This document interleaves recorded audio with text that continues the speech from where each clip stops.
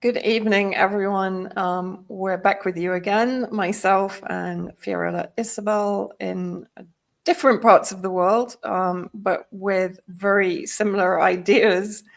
And actually, I think I can say rage about what is currently going on, particularly in this region, but actually globally. But I think we're going to start with the absolutely orchestrated Hunger Games, the real Hunger Games in Gaza, with the Zionist entity basically deliberately inducing famine amongst a population that is being bombed into obliteration since October the 7th, and actually for the last 100 years. Let's not forget about that.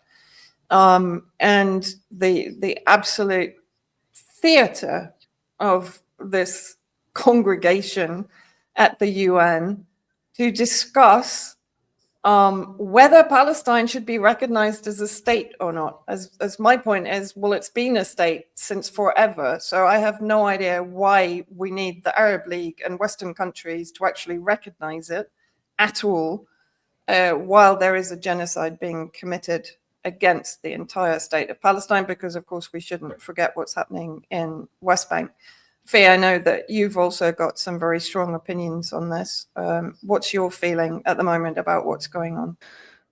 Well, like you, I'm honestly, I think this anger and frustration comes from the fact that we should not even be discussing whether Palestine should be a state or not, because as you mentioned, it has been, but even further, it should never not have been thought of as such. And there is currently one entity committing a mass genocide and also interfering in other nations' affairs.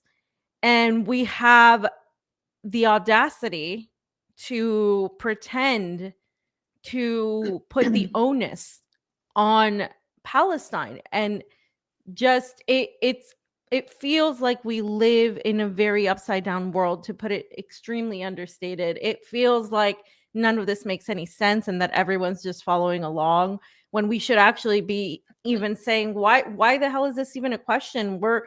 Why are we discussing the culpabilities or the qualities or the qualifications of Palestine, when Israel is the one that should be up for discussion, because it is a fake established project. It is not an actual state, but that never, of course, gets questioned. And what's been even more irritating to me is the posturing of what's happening in Gaza, which we all know at this point is an ethnic cleansing and a genocide. And even the most ardent anti-Hamas supporters began calling it that, since now we're almost 2 years into this thing, this just stain on humanity, I think, this failure of us as a people. And we still have yet to understand that it's not some random manufactured just out of nowhere hunger crisis. It is a purposeful, deliberate genocide by Israel. And when we call it a hunger crisis, when we start labeling it as merely a humanitarian crisis, Israel is never held accountable. There's zero accountability put on Israel. There's nothing coming from politicians, whether it's Bernie Sanders, who says this is very awful. Israel says this is not happening. Starvation isn't happening, but starvation is happening. But who's doing it? There is never a direct accusation to Israel. And that is what I have been really struggling with here, is people are happy because they're saying, oh, good, look, public opinion in the US is changing. They're becoming more aware of the circumstances. Politicians are now speaking out against Israel because they're looking at what the crisis is. This has gone too far. So starving people has allowed them to say, okay, now they've just gone a little bit too far. The bombing and burning alive of children didn't do it, but because starving people can now be painted as a humanitarian crisis and can completely free Israel from the direct culpability of them bombing them into oblivion and purposely preventing the food from getting there. And Israel's vassals in Egypt and Jordan and every other member of essentially the Arab League that's not doing anything to make this to stop this, they can just say, look at this hunger crisis. Now you all can help. Now that this is a deemed humanitarian crisis, then we can intervene and say, okay, well, you have to feed people. This is absolutely appalling. So there's several elements here, and it says so much about where we are in the United States as a society that it takes this idea of, okay, before it was Hamas and before Israel was just retaliating for October 7th, but now that they've gone too far and they're starving people, now we can say, well, we can criticize them. And that's where this is coming from. And it just irritates the hell out of me. It angers me so much because people are applauding it when really it's like, oh, it took this far for you to finally say the truth of not even the truth, but to even acknowledge of what is happening. Yeah, and for me, I just feel so much. I mean, I watched, the Prime Minister of the UK, although I hate to call him that, Keir Starmer, because he's just a puppet of Tony Blair, who, of course, has been instrumental in the destruction of the Middle East, even being named as the Middle East peace envoy for a number of years before he finally got out in 2015, was pretty much persuaded to go by the Middle East countries that he was destroying. That when you look at the cynicism of this, because what a lot of it is, in my opinion, is why are they all suddenly saying this now? Well, there's two reasons. One is to appease public opinion, because they've reached a point where public opinion is really reaching levels where they can't contain it, they can't control it, with censorship and shutting down free speech and locking people up and arresting people and so on. It's becoming like they are exposing themselves as the fascist totalitarian states that they really are. And maybe it's not the right time for them to do that. So they have to be seen cosmetically to be rejuvenating this whole two-state solution idea, which was dead in the water before it even began. And that's why the British had to bring the UN in 1947 to actually carry out the partitioning, because they knew it wasn't going to work. So that was back in pre-1947 that they already knew it was not viable as a two-state solution back then. It's never been viable. How can it be viable when a two-state solution means effectively the weaker and rapidly shrinking so-called state is just going to be consumed by the more powerful and empowered state or non-state, by the US, the UK, the EU, and so on, that are supplying it the weapons to effectively ethnically cleanse the smaller state, which is exactly what has been going on. And where are you going to put the Palestinian state right now? I mean, Gaza is just a moonscape of rubble and bodies. I think it's Ralph Nader, their former presidential candidate, who today put something out saying that he'd already made analysis basically saying that the numbers of dead in Gaza are way higher than people are saying. And today he's actually saying it's probably 500,000 when you look at the fact that 170,000 tons of explosives have been dropped on a strip of land that's 40 kilometers by 12 kilometers, right? And now the starvation, the lack of medicine, the lack of clean water, et cetera, et cetera, et cetera. We have no idea how many Palestinians have been massacred since October the 7th, right? The numbers are kept low on purpose. And this is always a manipulation by the UN and the Western regimes to keep people below the kind of shock and horror level at what is actually going on, even though the images we're seeing on a daily basis are enough to make you want to give up on this world forever. Speaking for me personally. And then you look at the fact that what are they actually saying? So Trump is saying, yeah, well, Israel will stop the famine, which is a war crime. Deliberate starvation is a war crime anyway. So why aren't they being prosecuted for that? Why aren't they in the UN talking about the war crime of starvation of Palestinians. Instead, what Trump is saying, and all the countries that were at this meeting are saying and putting out statements saying, well, if Hamas surrenders, we'll lift the famine. Oh, so we'll stop the war crime when the people who are defending their people against the war crime stop defending their people. So what does that actually mean? That just means a green light for continued genocide, continued starvation, without any resistance from the people of Palestine, without any defense for the people of Palestine. That's it. That's the final solution, right? And then you've got this ridiculous theater of sending aid in. One, Trump is saying he's continuing this Zionist trope that Hamas is stealing the aid, when US aid themselves have actually investigated and come back and said, no, Hamas is not stealing the aid. It's actually Israel that is stealing the aid and preventing the entry of the aid, as happened in the last 2 days. The trucks were trying to enter Gaza through the various points, and Israel was stopping them for this ridiculous verification mechanism and then turning them around, so not allowing them to enter. The UAE is doing, I can't even remember the name of the operation they gave, and I don't want to. I want to erase it from my mind because it's so disgusting. They're sending empty trucks into Gaza. They've been filmed doing so, and they're basically saying, we're sending equipment in. What equipment? Like, nothing is needed in as equipment right now. What is needed is food and clean water, not equipment. And the trucks were empty as they were being filmed.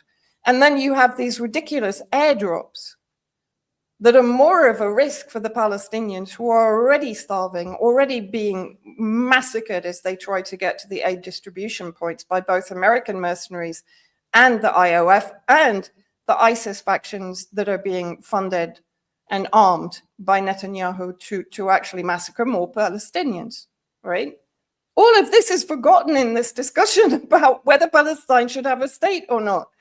While all these absolutely unbelievably dreadful crimes are being committed by the Zionist entity and its entire Zionist bloc alliance in the West and in the Gulf states and in Egypt and Jordan, as you said, all Egypt has to do, it has 100 million people in Egypt. They could take down the Rafah border in 5 minutes. There was already people from the region who held hostage security officials near the border. They were killed.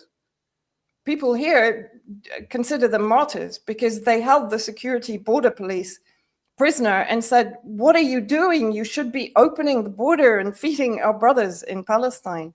That's how the people are feeling in Egypt. But the regime is profiting from the genocide. It's always been profiting from the genocide of Palestinians through reconstruction, through bribery and corruption at the border, through extorting vast amounts of money from Palestinians that are trying to leave to go to Egypt to receive medical aid. Like, what is this? We're living in such a criminal, destructive, satanic paradigm, and we're pointing the finger all the time at the victims. This is what is just doing my head in, and people are kind of looking at this circus that's been going on in the UN for the last 2 days about recognizing the state and looking at it as something positive. How on this planet can you perceive that as positive when everything else that I've just been talking about is going on?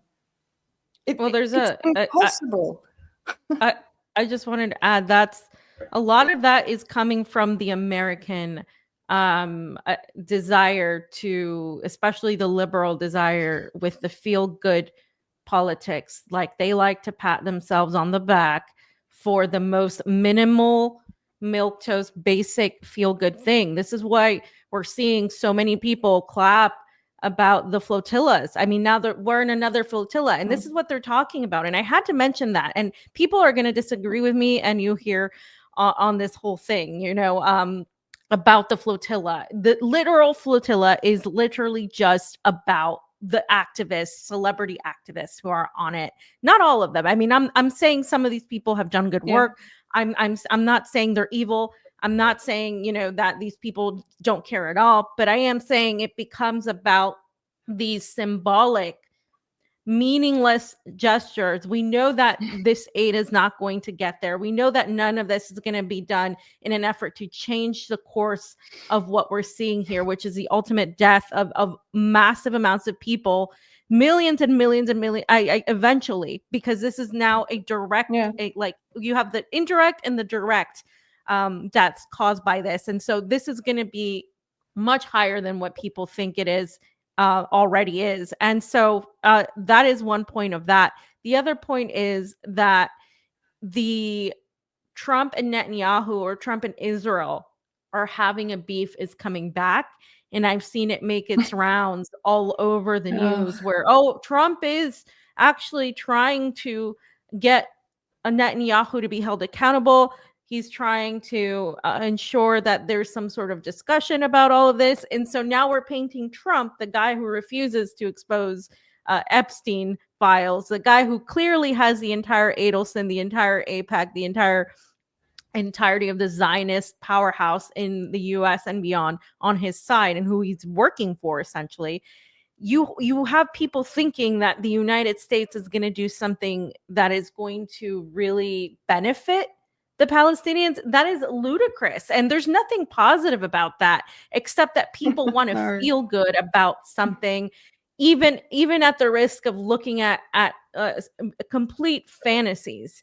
And I'm not trying to be purposely negative. We are in a shit situation, and these people that are living through it don't get to feel good about these flotillas, and they don't get to feel good if Palestine is recognized as a state by the same people who have literally stood by as this genocide has happened. It makes absolutely zero sense to be hailing this as an advancement. And I'm sick of international law or people advocating for it, because for me, it's like, what has it gotten these people? It's gotten them absolutely nothing. And it's gotten Israel complete, they have zero stake in this. They're going to go back to doing the same thing they were doing before October 7th.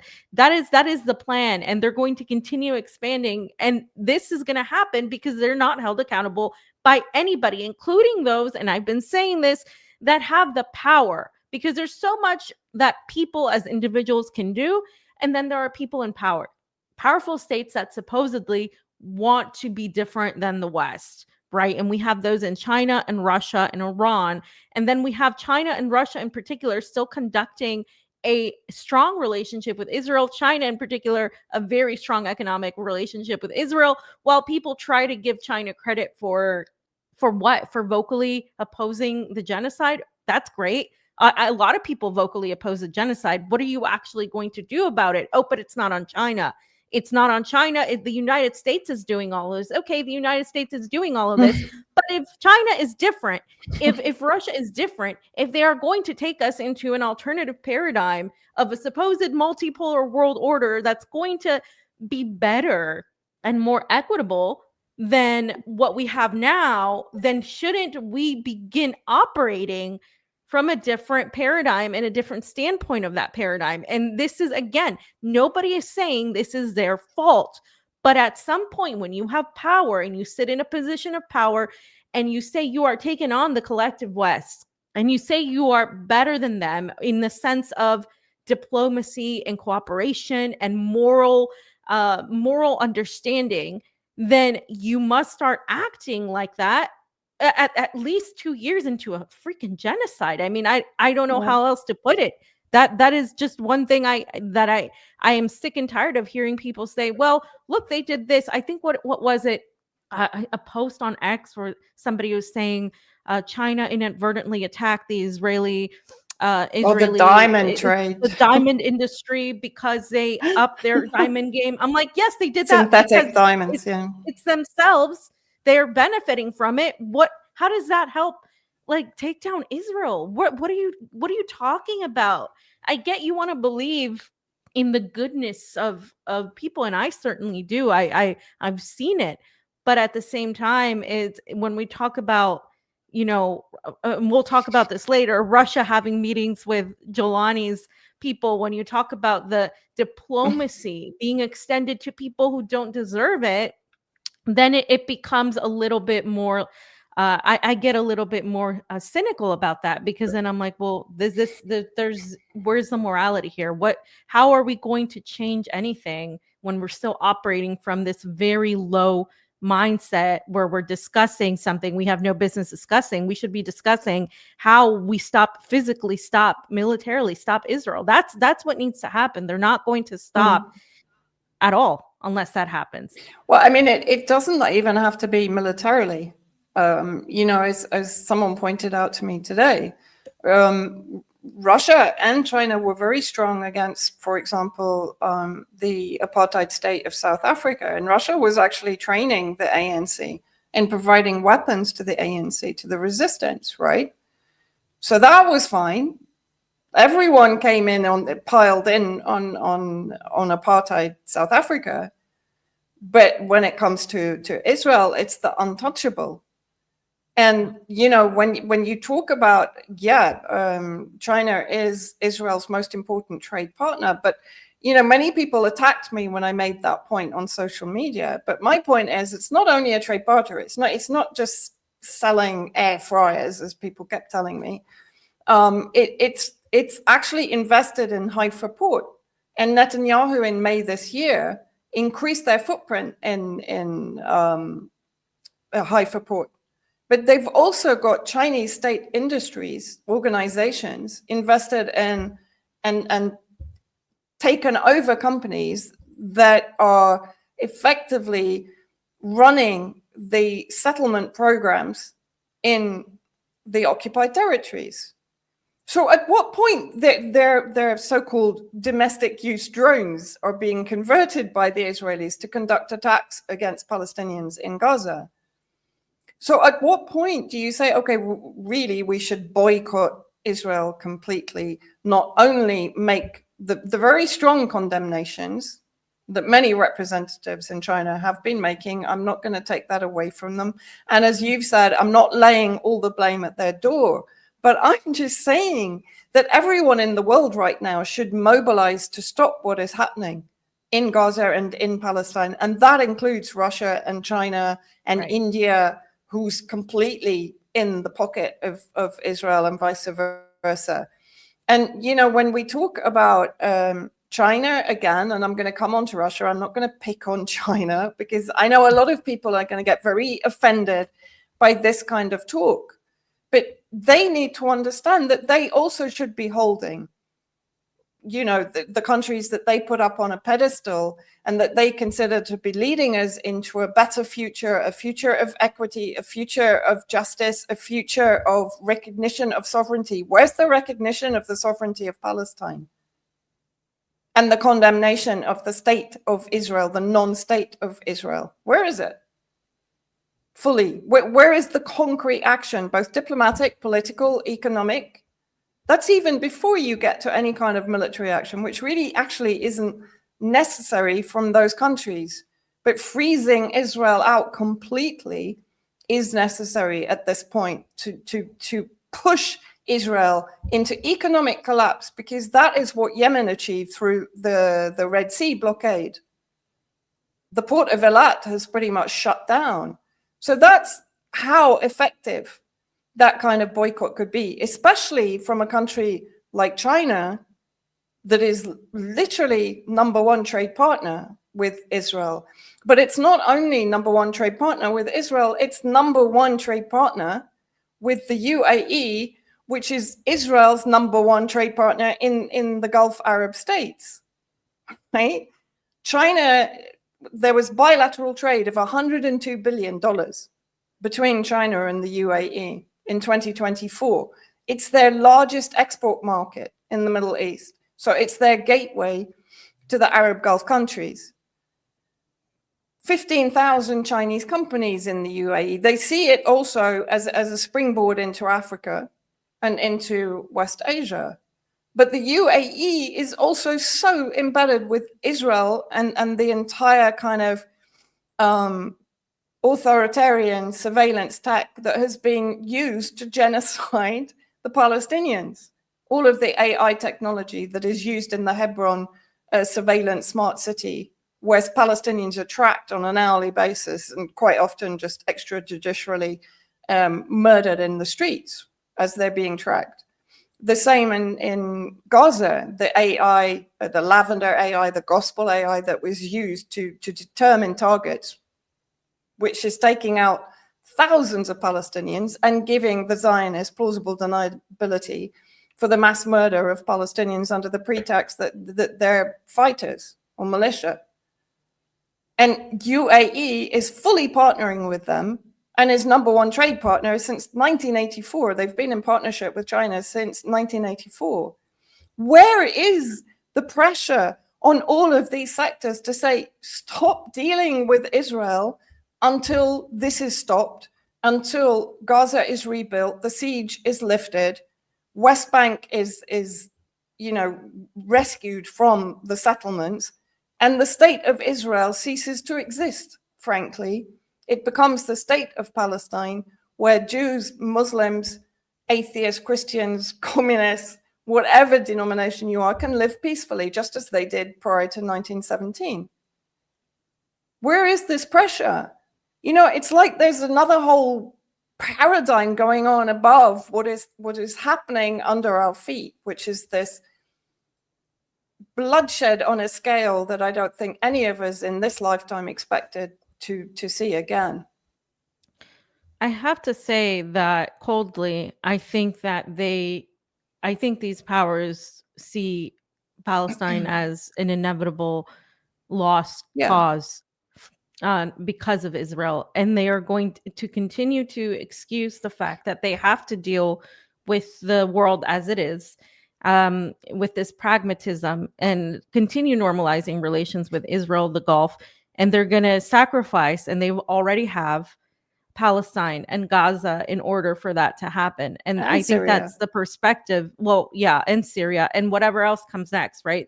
I think that's, unfortunately, that's the cold. I mean, in my opinion, that's what's happening, and that's what we're seeing. Because if it were a more morally led reality that we were going towards, then we would see that come out. We would see that, because that comes from the the boycott, divest, sanction movement. The BDS movement was saying basically do that, exactly what you're talking about, which is the very basic thing that you should do. But that's why, for me, it's like, at that point, then if they're not going to take any economic action, then they're much less going to take any military action, right? Like, not. So it's only on the resistance to do it. And that's like, you're essentially, we have people saying, Russia and China are fighting the collective West, but simultaneously they're in a way enabling it. They're enabling it. Well, of course they are, especially if we come on to Syria shortly, then for sure they're enabling it. There's no other way to put it. The Russian alliance with Israel in Syria is becoming more and more overt and apparent. To the point where Putin calls Netanyahu, and the two subjects of their conversation is Syria and Iran, the Iran nuclear deal, right? That's it. No mention of Gaza, no mention of stopping genocide, no mention of invading Lebanon or threatening Lebanon with invasion and Takfiri invasion from Syria. No mention of anything else that is going on in the region, just where Russia has interests. That's it. Well, we can go on to that. I think I think that's a, what is it? I think we're kind of segue. Going in that way. Yes, that's the word I was looking for. It's the segue into what we're going into, because that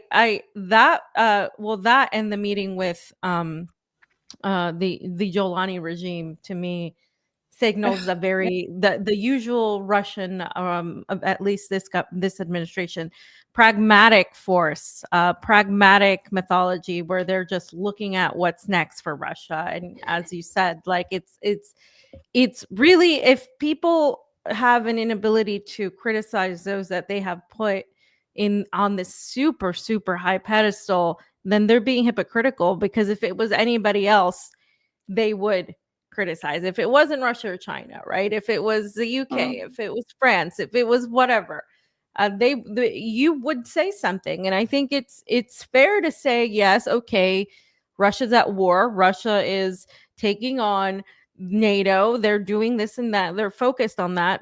But is there a need to have this relationship, this incestuous relationship with Israel? Is there a need to continuously pivot to the Gulf, just like China is? Is there a need to do all of that to expand their interest? Not necessarily. I mean, I guess if you're looking at defending themselves from the attacks which are coming from the United States via the corridor, which you're also going to mention, but you can say that they are being attacked simultaneously via Azerbaijan, then you understand that in spite of all of that, this kind of thing takes a precedence to as trying to be different than those you're opposing. And I think we're coming at it from this point of view, whereas for as I stated, these other nations, these other states, they're looking at it from a very well, this no longer serves us, we can't do anything about it, so we're just going to move on and take what we can and move forward towards a new world where unfortunately these people are collateral damage. And that's the perspective that completely abandons any idea of just moral justice. And I don't think that world is any better than the one we're in, because it's ultimately reacting in the same way. Yeah. Because how can that world be any better when there's no equity? In other words, like you said, okay, they've decided they can't do anything about it, but the fact is they can do something about it. It just doesn't serve their interest to do anything about it, because that would put them in conflict with Israel, right? That's the bottom line. And by Israel, you have to say with the United States, because this is the thing. Any alliance with Israel is effectively an alliance with the United States and the UK and the EU and the entire Zionist bloc, which includes the Arab Gulf states, some of which have already normalized with Israel, others haven't on paper, but have nevertheless had absolutely normalized relations with Israel since day one, pretty much. And that includes Egypt from 1979 onwards, when they signed the Camp David agreements.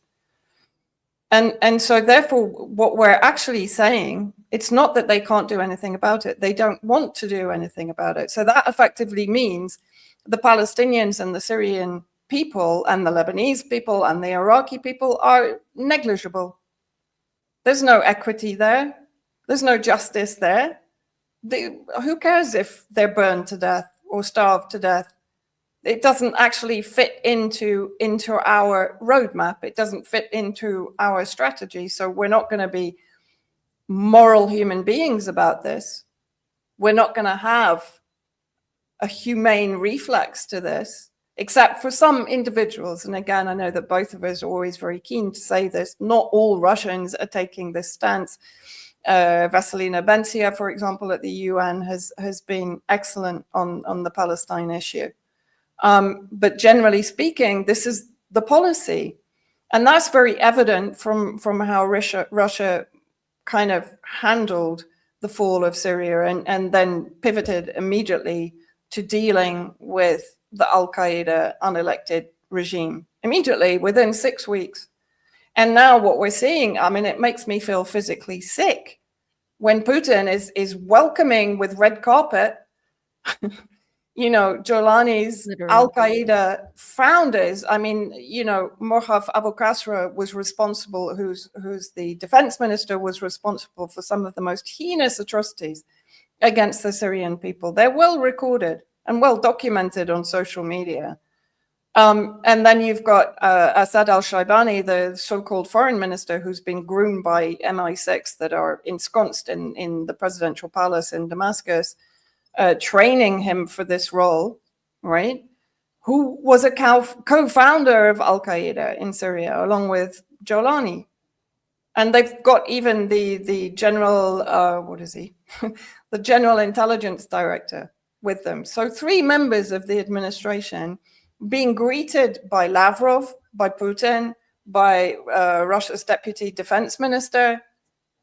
I mean, and then when you look at the sequence of events, So first of all, Jolani had the security meeting in Baku, and we talked about this last week, which then led to the massacre of the Druze communities in the south of Syria, which was an orchestrated plan serving the Israeli regime's expansionism agenda to take over Sweden under the pretext of protecting it from the tribal factions that were being managed by Jolani and driven into a frenzy of hatred and bloodlust by Jolani deliberately to massacre the Druze to the point where they accept Israeli protection.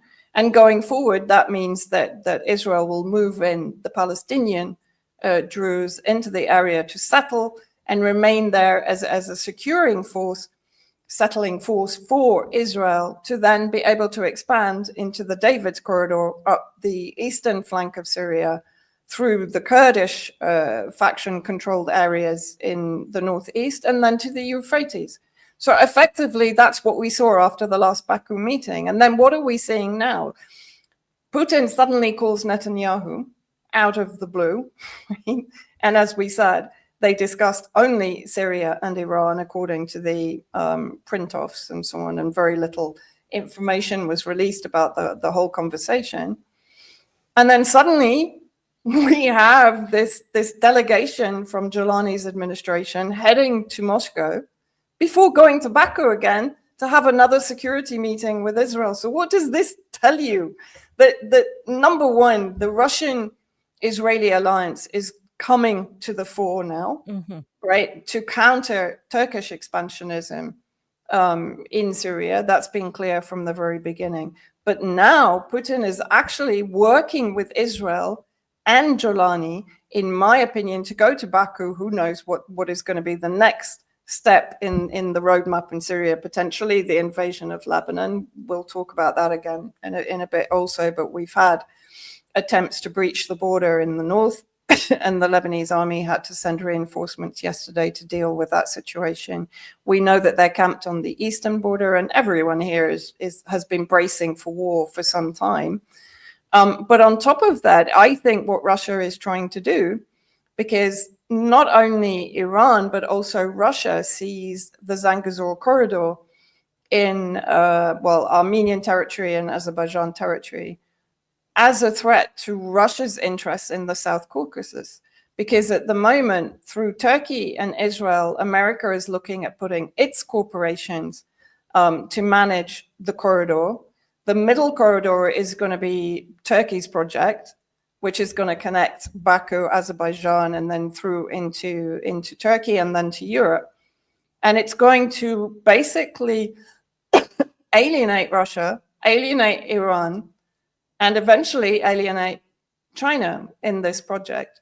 So I think what Putin is trying to do, he's making a deal with Netanyahu, possibly within Syria, in order to try and protect his interests in South Caucasus, because he knows the US is going to make a hard play for this area because of the mineral resources, which of course is rapidly becoming the new oil in the search for resource grab and supremacy. And to protect their South Caucasus interests, because if Zangezur and Azerbaijan is already for a long time pivoting away from Russia, mistreating Russian journalists, arresting them, and so on, right? And expelling Russian citizens. They messed up with Armenia. They didn't support Armenia, just as they didn't support Syria in the long run because they were so focused on Ukraine. So I think Russia is scrambling to take back some kind of foothold in the Azerbaijan-Armenia region right now, and it's asking Israel for help. And what the quid pro quo is going to be, we'll have to wait to see. But the fact that Jolani, which is recognized now as part of the security agreement as the regional enforcer for Israel to attack the resistance in Lebanon and Iraq, and yet they're being welcomed with open arms into Moscow. Are they going to be asking for weapons supplies from Russia to carry out these operations? Because Trump has already told Jolani, no, I'm not supplying you any more weapons. Go to Russia or go to Turkey. So is this what this is all about? So are they, in fact, enabling the Israeli agenda by arming Jolani to attack the two resistance arms in Iraq and Lebanon? It's an interesting question because on one hand, you have Russia understanding that it is in danger via the relationship that Azerbaijan has long been building with the West. On the other hand, Israel is part of that relationship. So for me, it's sort of, it feels, it must feel protected by Israel and Israel vice versa, right? They feel protected by Russia. They know that Russia is not going to turn on them, or at least that's the feeling that they have. Because otherwise, how do you have a relationship with the best friend of your nemesis? To put it in simple terms, right? How is Russia going to continue this relationship with Israel when the United States is ultimately doing whatever it can to oust it from the corridor, from the Zangezur corridor, to completely oust it and isolate it, and not just it, obviously, but Iran and ultimately China? And how is this going to favor them? I think what they're trying to do, as always, is work both sides of the deal. They have maintained, for example, the relationship with Turkey as well as the relationship with Israel. They've maintained the relationship still with Azerbaijan. It's grown colder, but they have it. They have the relationships with China, and they have the relationship with Iran and Israel. So I think what they do is they move pragmatically. They move in a way where they still can diplomatically say, we have similar mutual interests. But at the same time, when those intersect with the West, when it comes to Israel, that's particularly Israel and Turkey. That's where they are kind of, I think, on more of a defensive approach, because Turkey has also been both a threat and at times a forced ally for Russia on an economic basis. And with Israel, I think it's more of, it seems beyond to me more than economic. It seems more than political even. It seems like there's a deeper bond on that note. Yes, there's self-interest, of course, but at the same time, I think there is some sort of beyond cultural, beyond ethnic, whatever that is for Putin, right? And certain people in Israel. I think this is a dynamic that we're once again forced to talk about, because it really it's going to determine what happens to Russia, because ultimately they should understand they should never trust the West, especially the United States or Israel. And I think that if they do go forge on this path where they do make a deal with Israel, and they do have, in a way, sell out some of their other allies in favor of Israel, that's going to come back against them tenfold. In none of this, it makes any sense to me to work out a deal with the U.S. and Israel. But I also want to point out that while this is also happening, Zelensky is also being protested. I mean, against because of the his dissolution of the NABU organization, which is the one that was pretty much overseeing all the corruption within Ukraine. And so when he began touching that, there were these protests that suddenly popped up. And I don't think this is coincidental. I think this is all part of what's happening. I think Zelensky's being, in a way, put as the Jolani that he is. I think that the U.S. is eventually going to discard him, and I think he's going to eventually go. And there's a clear turn on him, not just by his own people, but by the media as well. The Western media has gone on saying Zelensky needs to resign. Zelensky needs to go. And when we see that in the United States, we know that we're getting close to some sort of ousting of Zelensky. And if that does happen, I sense that there will be perhaps an opportunity for the United States to come to Russia and say, well, Zelensky's out, so we can work out some sort of deal. And then maybe that's when there will also be a deal made over this corridor with Israel. I don't know. I'm just thinking out loud, but it does seem connected in a way. Yeah, you also have to remember that Israel has tremendous influence in the Ukraine. And that's Yeah. something that we've talked about before. And so therefore, is it also possible that Putin is, harnessing Israel just as it did to lobby the US to keep the Russian base on the Syrian coast? Is it now asking Israel to basically help with pushing the Ukraine issue their way to some degree? And that, of course, might mean getting rid of Zelensky, because at the end of the day, if Trump wants a deal and Zelensky's in the way, then they'll get rid of him, right? But I think what sort of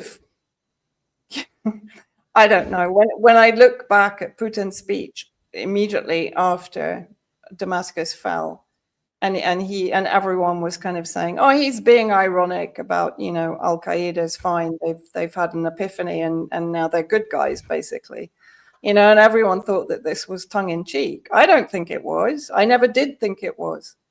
I thought he was genuinely saying, well, that's fine, now we'll normalize with them, and now look what's happened. I mean, they've been given a better welcome than Macron. I mean, I'm not saying that Macron should have a good welcome, but these guys are literally mass murderers.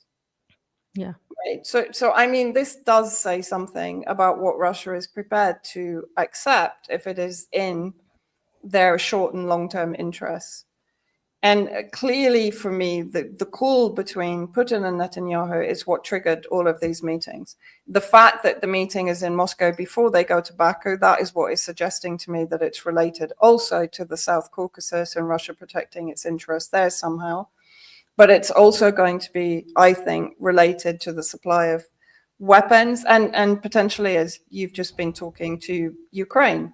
Maybe Israel is going to take part in back-channel negotiations on Ukraine with Trump on behalf of Russia. There could be all sorts of maneuverings going on here that probably we're never going to really know about until way further down the line.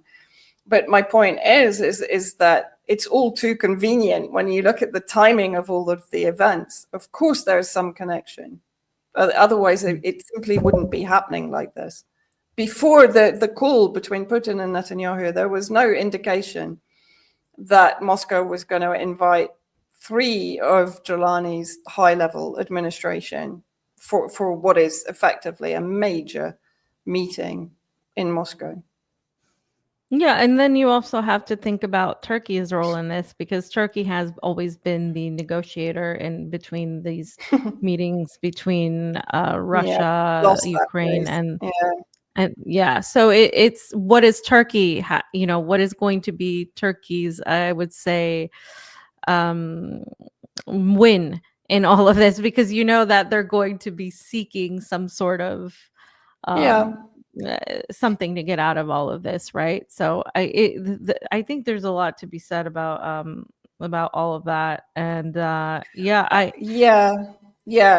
what I would say about Turkey is I think it's realizing that it's going to have to accept a much smaller bit of the Syria cake than it expected in the beginning. I think Turkey was drawn into a trap by Israel, the US, and the UK from the very beginning, because it was weaponized to both train the Takfiris, sustain them throughout the war. I mean, I know Qatar put in billions as well, but Turkey effectively had them on their border.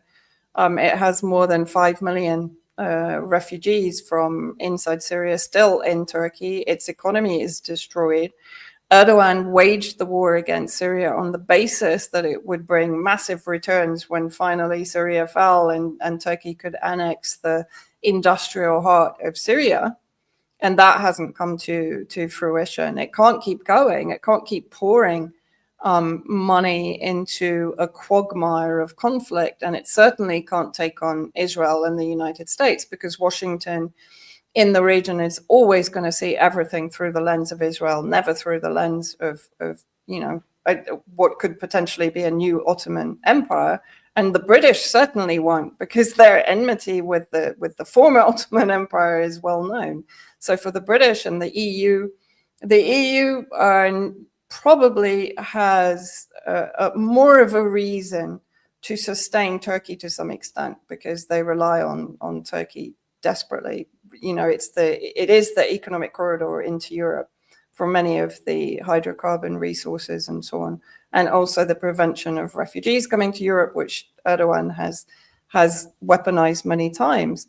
But in my opinion, it's been made extremely clear to Erdogan that that's where he stays. He can have the north, right? But he doesn't have the northeast, because the Kurds are going to maintain their presence in the northeast. And I think we're going to see some changes there in the very near future.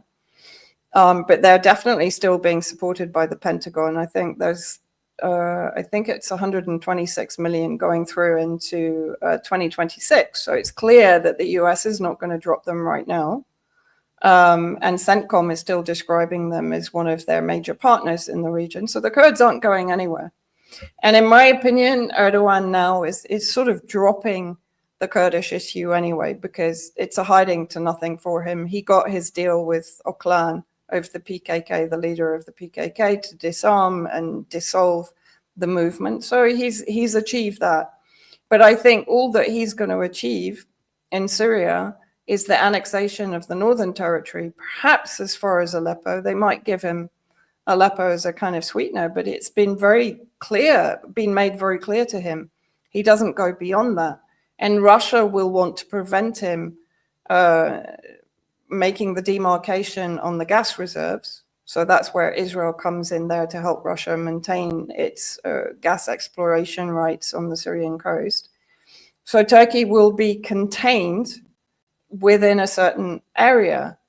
And the deep state in Turkey, which is very much the power behind the throne, isn't going to allow Erdogan to enter some kind of military adventurism right now, even though it's the second largest army in NATO. All of it's suffering from arms embargoes. A lot of its equipment is old. It's because of the arms embargoes, it can't modernize anything. It was blocked getting the F-35s because it bought the Russian S-400s. So to a large degree, Turkey is very hampered. It's very restricted. It can't move forward to the extent it wants to, and it understands that, I think. And I think for Erdogan, it's a case of he may still try certain things. He may still try to weaponize some of the tribal factions that are close to Turkey against the Kurds and so on. But largely speaking, I think he now understands he couldn't negotiate anything for Sweden. He was kicked out of those negotiations. He was replaced by Israel and the Gulf states. So he's losing his foothold in Syria, and with him goes Qatar, of course, as Saudi Arabia also takes prominence, who is far more aligned with Israel and the West. So Turkey is largely being squeezed out, and that's why the middle corridor becomes very important. Well, and I mean, Turkey and Azerbaijan have that close relationship as well, right? So yeah, like the whatever, two states, one nation, something like that. And I think they might try to get some sort of deal in that respect, but you're absolutely right. They're not gaining, I think, what they wanted. And I think ultimately they'll still be protected by NATO and the West, and they're still going to continue for sure being that duplicitous ally to both Russia and the West. What I wanted to ask you is why when we talk about Russia, there seems to be both, you have Lavrov having this meeting, you have the red carpet being rolled out for these head choppers, and then you have Maria Zaharova talking about NATO and the collective West basically taking on, trying to get their foothold in the South Caucasus. And what ultimately happens with that is it's not going to benefit the either Armenia or Azerbaijan or the people of the region. And she knows that, she understands that. So how, I mean, obviously, if she understands that, I think probably the upper echelon of the politicals in Russia that are actually quite intelligent do understand that. Ну вот и еще. А вот это, кстати говоря, крайне серьезно. По имеющимся у нас данным, Служба безопасности Украины намерена использовать российско-азербайджанские противоречия нынешнего момента для разжигания ненависти и вражды на национальной почве. В частности, нам известно о планах задействовать перебежчиков из России, готовых за вознаграждение под российским флагом совершать диверсии в отношении граждан, представительств и культурных объектов Азербайджана.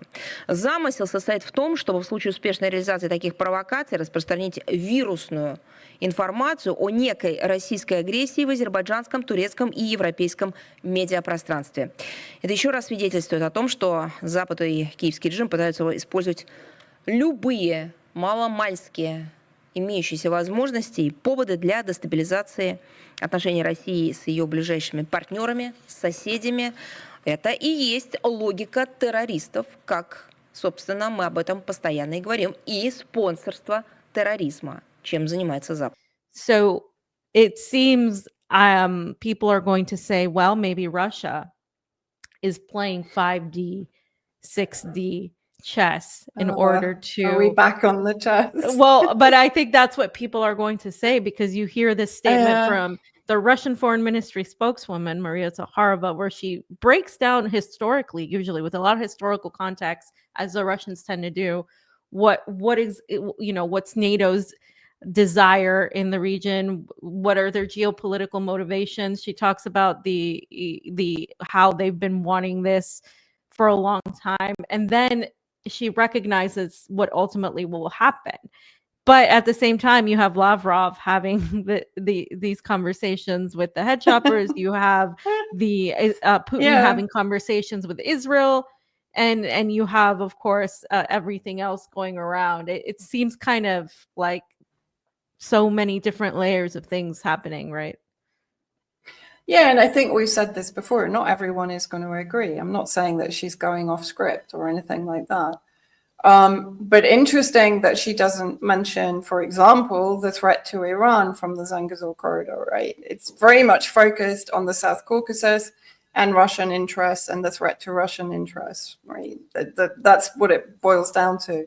Whereas in reality, the greatest threat is probably to Iran in the northwest of Iran from the Zangezur corridor, if it is controlled by US corporate interests, which of course is open door for Israeli interests, and even Turkish interests would not be considered totally neutral towards Iran, right? And I mean, Turkey, as you said, it's juggling a lot of balls at the same time, because it's, trying to join BRICS, it's trying to join the Shanghai Cooperation, it's trying to pivot everywhere at the same time to keep all the plates in the air at the same time, right? And that's always been Erdogan's game from the very beginning. It's not always successful, but to give him his due, he has navigated pretty shrewdly through a lot of this.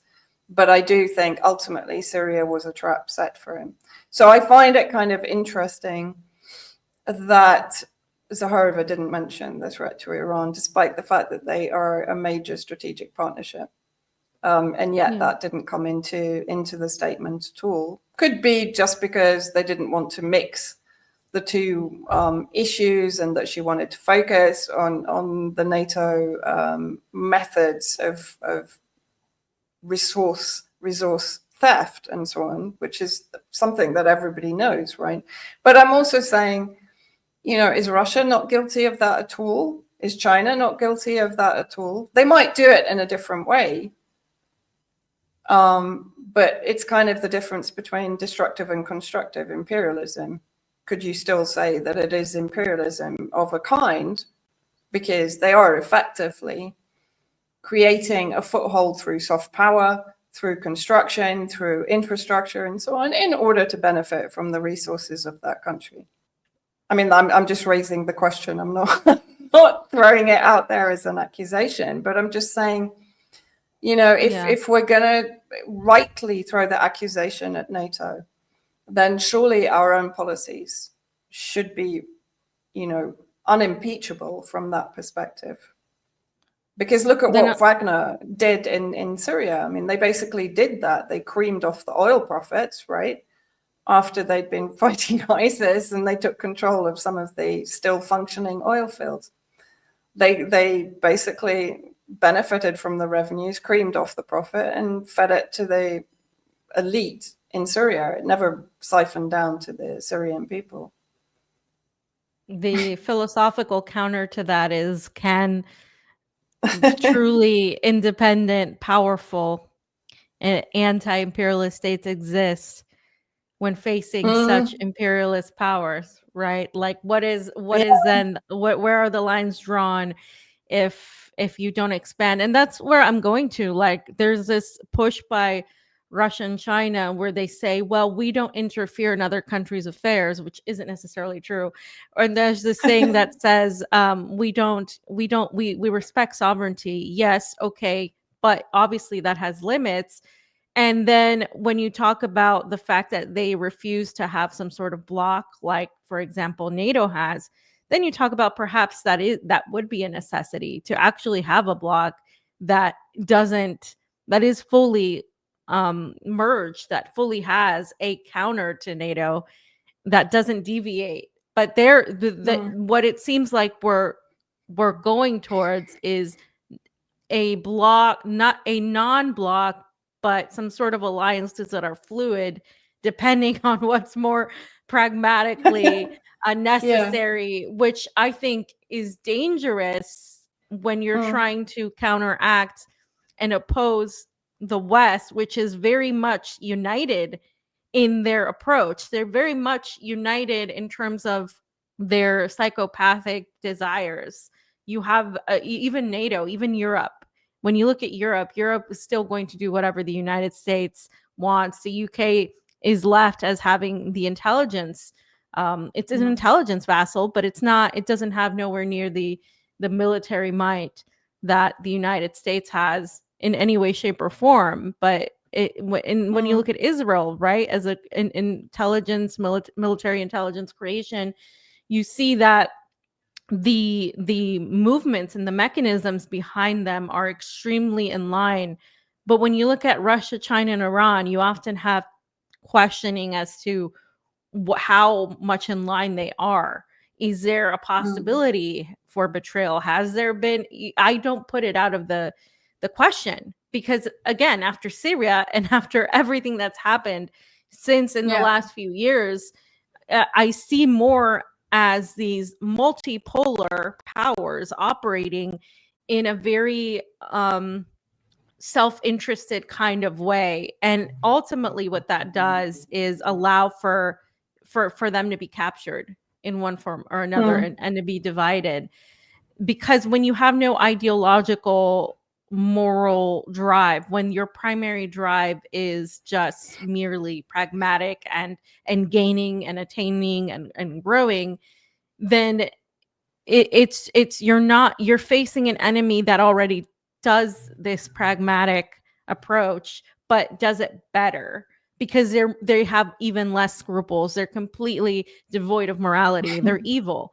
And you're not going to beat them at that game. You're just not. So you ultimately end up with these self-inflicting wounds in that way. And I think on this episode, we're getting quite philosophical, but I think that's a given. No, but I actually think, but to a degree we have to these days, because really what we're facing is just an unending wall of evil, and as you said, psychopathy.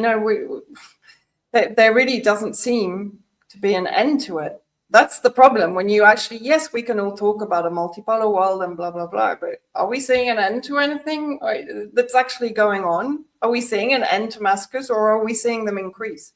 We're seeing them increase, and we're going to continue seeing them increase until, as you said, one of these powerful countries takes a moral stand. And we've seen it from Yemen, for God's sake. Yemen, that has been bombarded for the last 10 years, besieged, starved, has no medical care.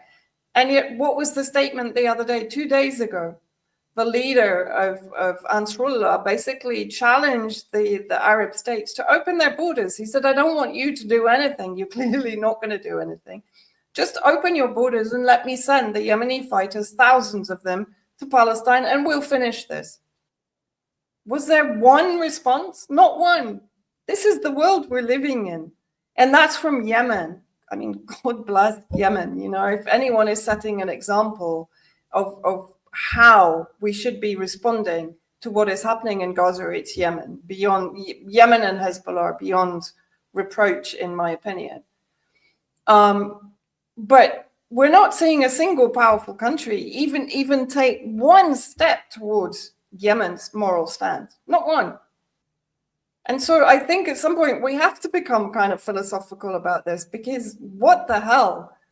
What kind of world do we want to actually live in? We have to make that decision and hold it, regardless of the storms that are going to be going on and raging around us, because they are, whether it's on social media or whether it's globally with all of the geopolitical moves that are going on. It's going to get worse. I don't think we're anywhere near the eye of the storm yet. No, and it's, you know, since we've been talking about this for a while, I'm just gonna this is pretty much going along with the world that we are in. There's been an acknowledgement that the United States has shifted its perspective on Israel. Clearly, this has mainly been due to not the media at all, but it's been due to social media in terms of TikTok and a lot of the youth learning about Gaza, learning about Israel, learning about how what Israel has been doing for the last 100 years, learning about all of this and putting it out on social media, to the point where, you know, they blamed it on the Chinese taking control and tried to get rid of TikTok, and they did for a little bit, but like the backlash was so strong that Trump brought it back and then said, all right, we're going to have it back. But now, because the Zionists are all hurt in their feelings, and they see that literally they're the most hated people in the world, they are now going to both the government and big tech and saying that you need to do something to protect us from all of this wrath that we're receiving. And so the US government has pushed TikTok to hire a hate speech manager that literally was a former IDF member. And this person is going to basically be in charge of shaping what can constitute or constitutes anti-Semitism. And they're going to develop and drive the company's position to make sure that there isn't anti-Semitic content, which means that now, if you talk about Israel in a negative way, even if you're criticizing genocide or the starvation, the purposeful, direct ethnic cleansing of these people, you're going to be labeled an anti-Semite. And now that, obviously, when this does come into effect, people's accounts are going to be shut down, right? But I think it's going to once again sort of have another backlash. It's going to backfire in many ways, because people are actually, what I have seen here, united, whether they're on the left, the right, whatever, on the fact that they really hate Israel. And that's actually like the one thing I've seen since I've been here, is that people are actually really, really sick of Israel, and how I don't think people realize the point of like how Israel is pretty much in charge of the United States. This is the perception of them, right? Like, Israel's in charge of the United States. Israel is now making laws that we don't even have. Like, we can talk about, you can be a Nazi in the United States. You can say whatever you want against, you know, any minority. You can say whatever you want about anybody. But the moment you criticize Israel, that's what is absolutely not acceptable. And they went even further a few weeks back. I think it was a week and a half ago. The ADL, right, which it backed this bill that made it basically is saying, if you criticize Israel, not only will you be censored on social media, not only are you an anti-Semite, but it is a form of terrorism, and they called it the Stopping Terrorist Online Presence and Holding Accountable Tech Entities, called the Stop Hate Act. So now I will for sure be considered a terrorist source in the United States, because my criticism is not going to stop about Israel. But this is the point. It's pushed on, and it's bipartisan. And I have to remind that to people. It's both the Democrats and the Republicans. It's the Uniparty. For people who think that, you know, Trump was a solution, or who think the next moron will be a solution, this is backed by the you know, the deep state, essentially, because the deep state is essentially a Zionist a portion of the state. And so now what the United States is heading to is the people that were suddenly, you know, more educated on this and began saying things against Israel are now going to be labeled terrorists in the same way that's already happening in the UK, right? Like we've seen the persecution of journalists, which you all have been far ahead. Ongoing. Yeah. Yeah, I mean, you've been worse. Yeah, that is something you are worse at. I mean, by you, the UK. Yeah, by far. But it's actually in the United States, we have had this, at least of just veneer of free speech. We've had this idea, and this is the one thing I think people will, along with what people are responding to with the Epstein files and all of the protection against anything related to Mossad or related to Israel, I think these things are actually undoing so much of the propaganda that the US has done for decades in a certain short of time. I guess this is actually the positive part of our segment is that this hatred for Israel now, in a way, has unveiled a lot of realities of the United States covert actions, of the United States relationships and their interventions and their actions. It has put things into question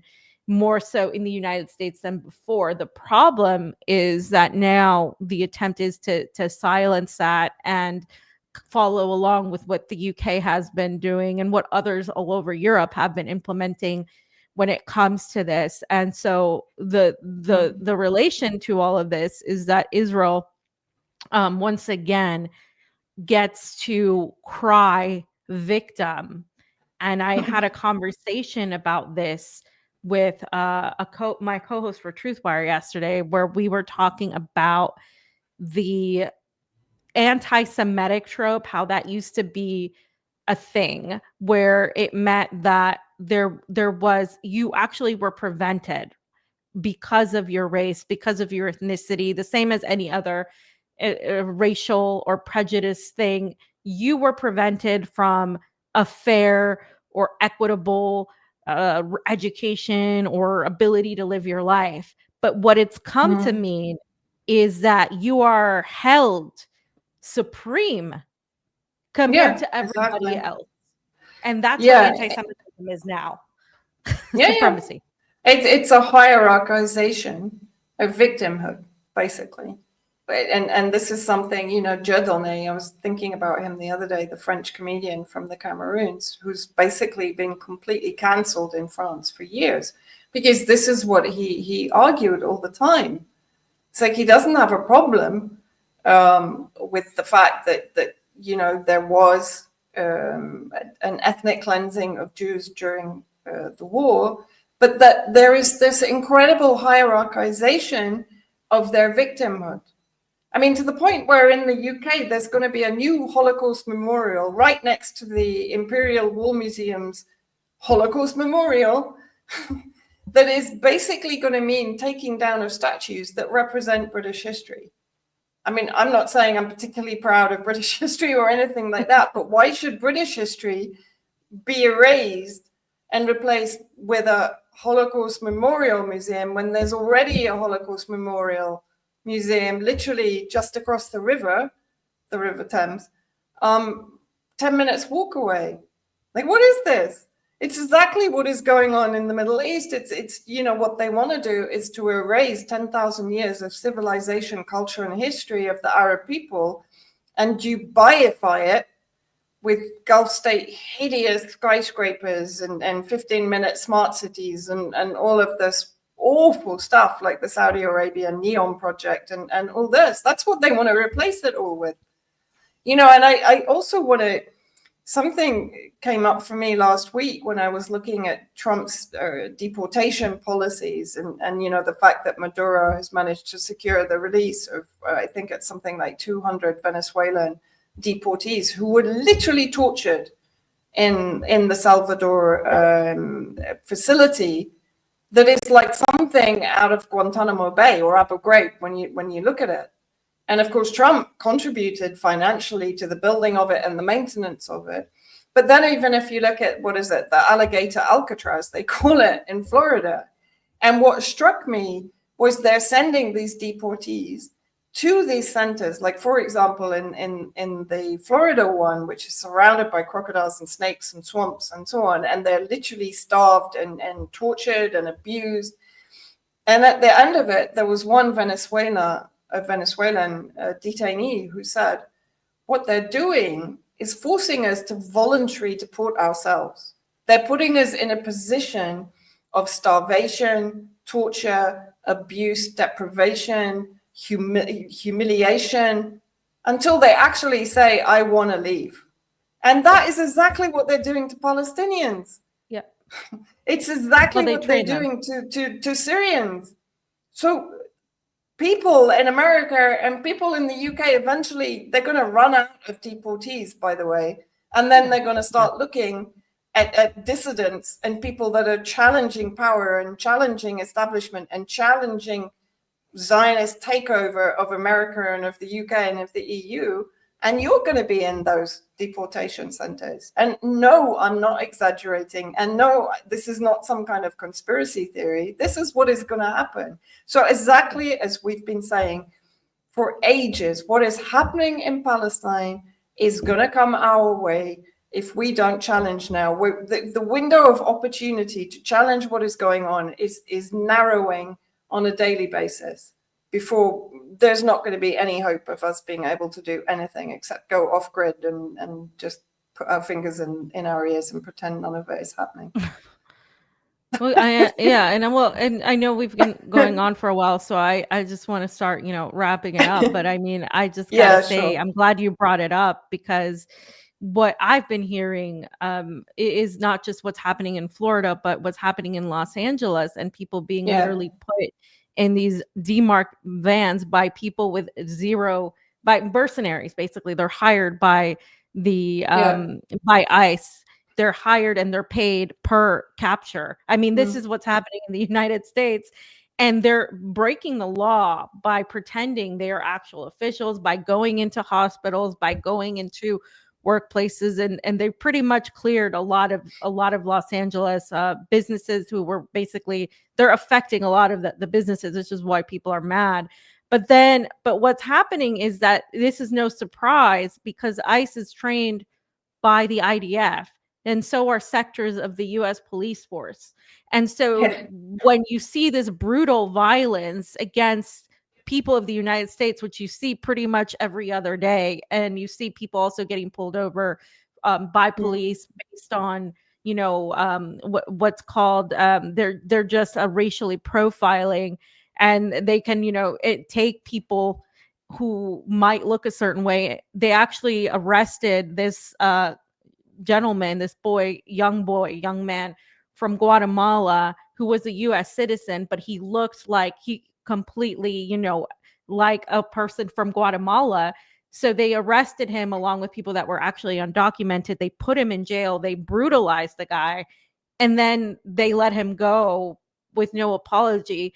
And so these tactics, as Vanessa said, the intelligence behind them, the intelligence that is Israeli linked, that is being used to spy on these people, to capture these people, all of that has already been implemented within the US domestically, and I'm sure within the rest of Europe and the UK.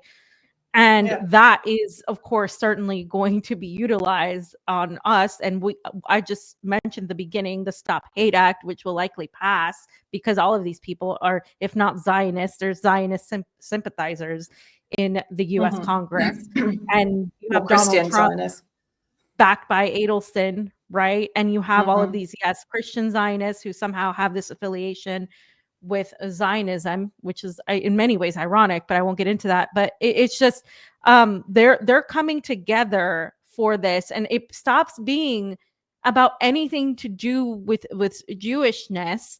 And that is the mantle that has protected them. Because if we go back to post or even pre World War II, when Germany, the Nazis were doing this, you could see the entire world unite against the Nazis because it was very clear cut. The Nazis were bad and you could oppose them. And it took the US and people a while. Okay, let's say that it took them a while, but they were freely allowed to oppose. They were freely allowed to enact measurements to get children away, to save certain people. There was coalitions trying to get people out of danger, of these concentration camps. There's been a lot of movies made showing that. But when it comes to Gaza, when it comes to what's happening all over the region, we have already been brainwashed to, one, think of only Israelis and people who have this Jewish connection as victims, therefore they can never do anything bad because what happened. To the Arab world, the Middle East, from the US perspective, West Asia, they have always been this way. They have always been at war. They've always been fighting amongst each other. Hamas is terrible. Hamas started this. Therefore, this is inevitable. This was always going to happen. And they're not, we have dehumanized these people. We have been programmed to dehumanize these people. So this would not happen pretty much anywhere else in the world except, say, maybe Africa. If it happens in a place like Gaza, or it happens in a place in the global south, this is why you get away with it. But it wouldn't happen in, say, Europe. You wouldn't have 2 years of a genocide ongoing with the rest of the world just standing idly by. I don't think it would happen in Russia either, and I don't think it would happen in China. That there wouldn't be this, like, this wouldn't be allowed to continue. And it's all of these factors. Look at the Uyghur narratives. Exactly. And that's not even happening. But look at the Uyghur narratives. Yeah, but it's like the point is, like, people always talk about the Holocaust.